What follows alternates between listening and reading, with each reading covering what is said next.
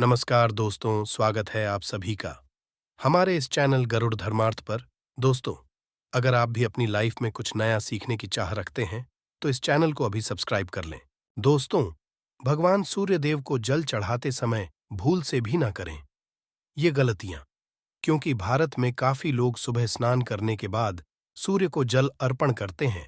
पुराणों के अनुसार कहा जाता है कि संसार के समस्त मनुष्य को स्नान करने के पश्चात भगवान सूर्यदेव को जरूर जल चढ़ाना चाहिए, और तांबे के लोटे से जल चढ़ाना बहुत ही अच्छा माना जाता है।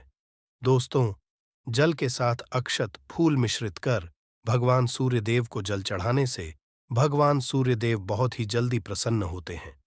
जल को चढ़ाते समय सूर्यदेव के मंत्र का उच्चारण भी करना चाहिए। इससे मन में सकारात्मक ऊर्जा प्रवेश करती है। जिन लोगों का स्वास्थ्य अक्सर खराब होता है, यदि वे लोग हर सुबह स्नान करने के उपरांत भगवान सूर्यदेव को जल चढ़ाते हैं, तो उनको स्वास्थ्य से संबंधित जितनी भी समस्या होती है, उन सभी का निवारण प्राप्त हो सकता है। बहुत से की कुंडली में सूर्य की दशा ठीक नहीं होती। इन लोगों को जरूर ही रोजाना स्नान करने के पश्चात भगवान सूर्यदेव को जल चढ़ाना चाहिए। इससे उनके घर में जो भी खराबी है, उसमें सुधार आ सकता है। सवाल यह है कि सूर्य भगवान को कैसे जल चढ़ाएं एवं कब जल चढ़ाएं। चलिए, अब हम बात करते हैं कि भगवान सूर्यदेव को जल चढ़ाते समय हमें किन बातों का ध्यान रखना चाहिए।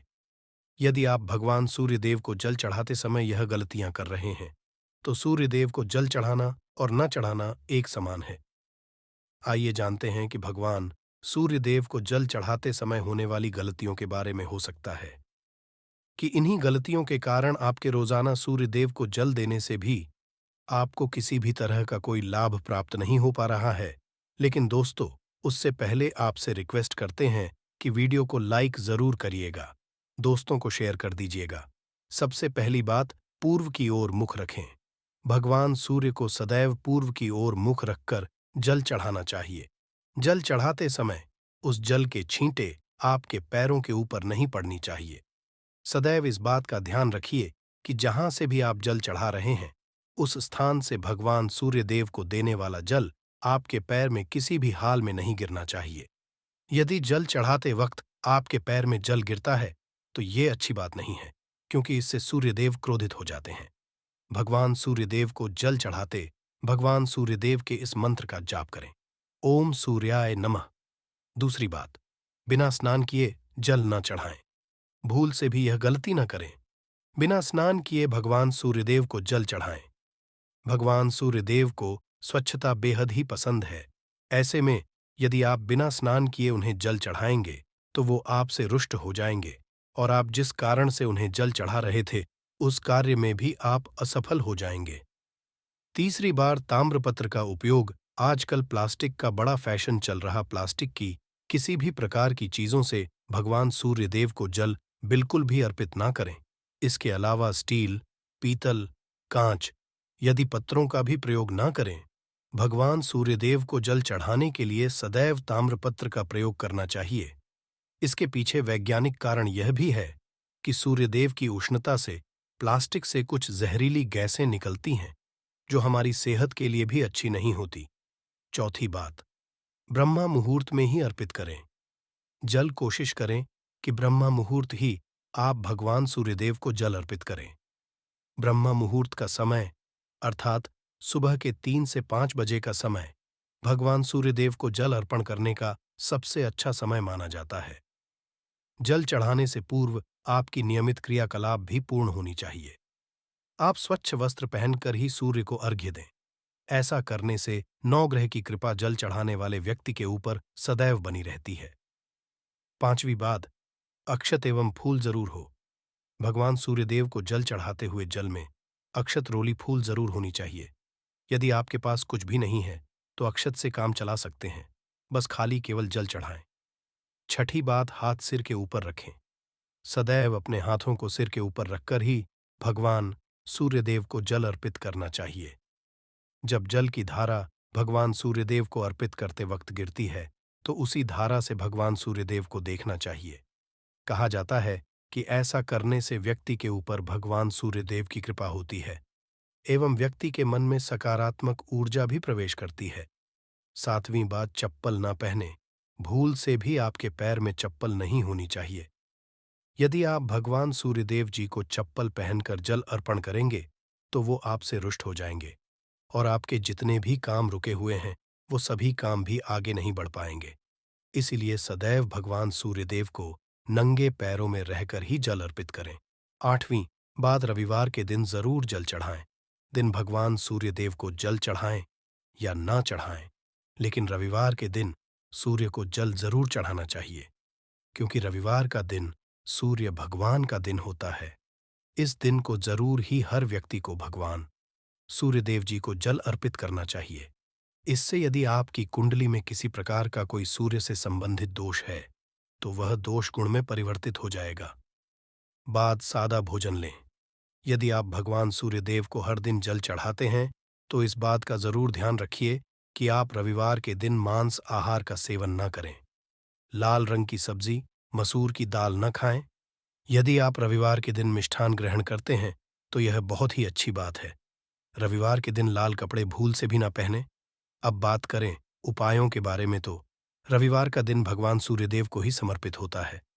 रविवार के दिन भगवान सूर्यदेव की पूजा करना बहुत अधिक लाभदायक होता है।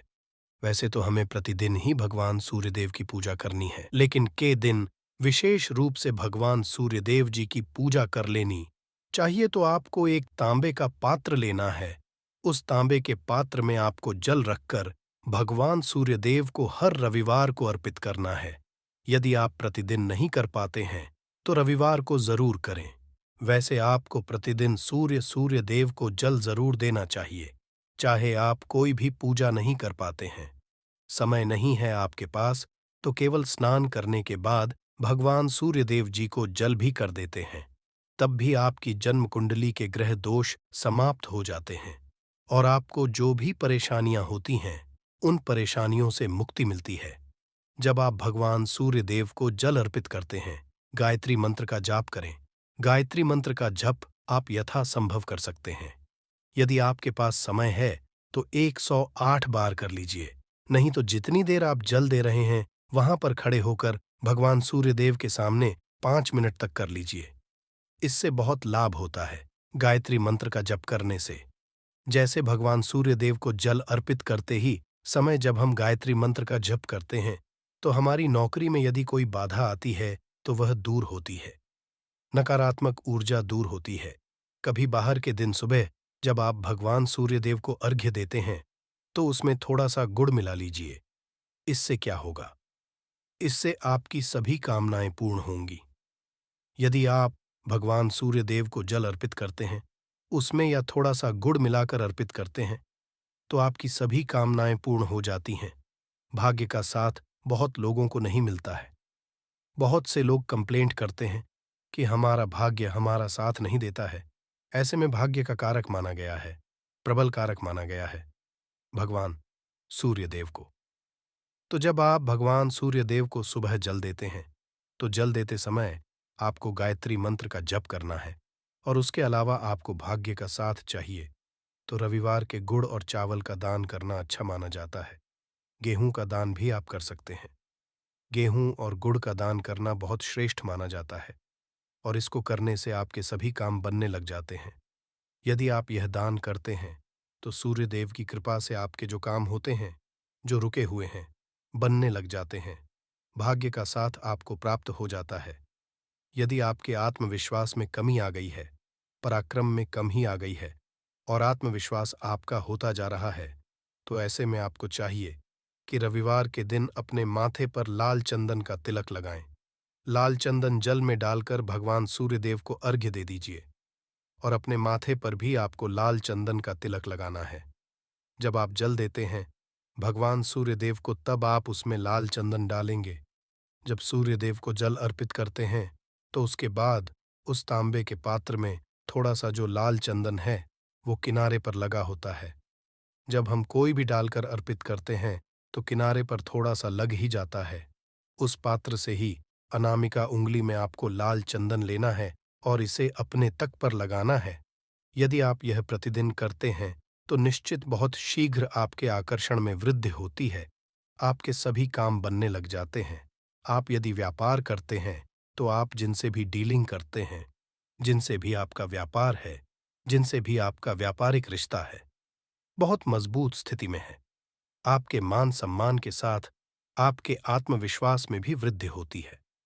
सूर्यदेव की कृपा पाना चाहते हैं, तो लाल मसूर की दाल किसी ब्राह्मण को रविवार के दिन दान कीजिए। यदि आप किसी ब्राह्मण को लाल मसूर की दाल दान करते हैं, तो इससे आपके जन्म कुंडली के ग्रह दोष दूर होते हैं। यह आप 7 रविवार कर लीजिए, जैसे कि आप दान करते हैं। अब जैसे इस रविवार से आपने शुरू किया, तो 7 रविवार लगातार कर देंगे, तो आपको बहुत शीघ्र हो जाता है। ग्रह दोषों से मुक्ति मिल जाती है। रविवार के दिन गुड़ खाकर किसी काम पर निकलना चाहिए। जैसे प्रातःकाल आप थोड़ा सा गुड़ खा लेते हैं, तो इससे भगवान सूर्यदेव बलि हो जाते हैं। और गुड़ और चावल से बनी हुई खीर यदि आप भगवान सूर्यदेव को चढ़ाते हैं, तो इससे दिल भी बहुत अच्छा हो जाता है। भगवान सूर्यदेव को अर्पित करने के बाद आप यह खीर प्रसाद रूप भी खा सकते हैं और परिवार के सभी लोग खा सकते हैं। इससे आपकी होती है, जीवन में आपको सफलता की प्राप्ति होती है। व्यापार हो, नौकरी हो, हर जगह आपको तरक्की मिलती है। और यदि आपके घर में कोई बीमार है, बहुत समय से बीमार है, तो उनसे कहें कि वो भगवान सूर्यदेव जी को तांबे के पात्र में रोली और लाल फूल डालकर अर्पित करें। लाल फूल आप कोई भी ले सकते हैं। गुलाब का, गुड़हल का, जो भी लाल पुष्प उपलब्ध हो, उसको तांबे के पात्र में डालकर थोड़ी जीरो या लाल चंदन डाल सकते हैं। ऐसा करने से सूर्य ग्रह बलि हो जाता है, तो मनुष्य बस बढ़ता है। आत्मा के कारक है सूर्यदेव, और जब हमारा आत्मविश्वास बढ़ता है, रोगों से मुक्ति मिलती है, नकारात्मक शक्तियों से छुटकारा मिल जाता है, दवाइयाँ शीघ्र ही काम करने लग जाती हैं। रविवार के दिन आदित्य स्तोत्र का पाठ जरूर करना चाहिए। यदि आप चाहते हैं आपको सूर्य ग्रह का पूर्ण लाभ प्राप्त हो, चाहे आपकी जन्म कुंडली में सूर्य मजबूत स्थिति में भी हो, तब भी रविवार को आपको आदित्य हृदय स्तोत्र का पाठ जरूर करना। हृदय स्तोत्र का पाठ यदि आप 3 बार करते हैं प्रतिदिन, या फिर 3 बार रविवार को भी कर लेते हैं, तो इससे भी आपके जीवन की परेशानियां दूर होती हैं। आपके मन में कोई भी काम ना हो।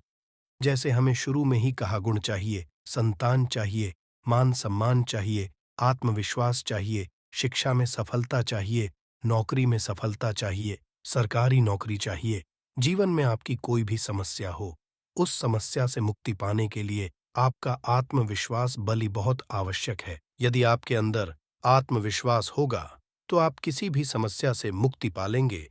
और आत्मविश्वास की प्राप्ति तभी होती है जब सूर्य हमारी जन्म कुंडली में अच्छी स्थिति में होते हैं। एक बहुत ही अचूक उपाय हम आपसे शेयर करने वाले हैं, यहां आप जरूर कीजिए।